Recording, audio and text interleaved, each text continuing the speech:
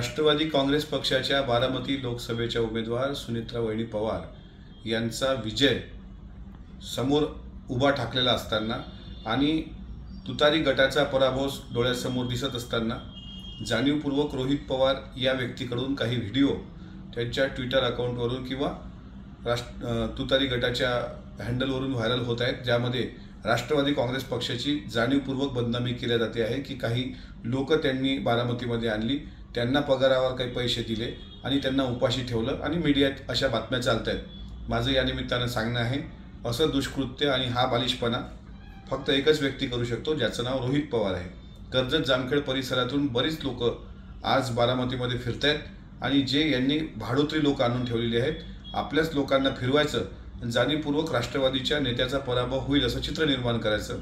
मात्र अशा बालिश व्यक्तीच्या बालिशपणाला कधीही बारामतीकर भीक घालणार नाहीत। नक्कीच अशा दुष्कृत्यामुळे बारामती लोकसभेमध्ये सुनेत्रा वहिनींचा विजय निश्चित असेल। तुतारी गटाचं मात्र भविष्य काही खरं नसल्यामुळे शेवटी पैसे वाटून असे बालिश धंदे केल्याशिवाय रोहित पवारांकडे दुसरा कुठला उद्योग उरतो। एबीपी माझा, उघडा डोळे बघा नीट।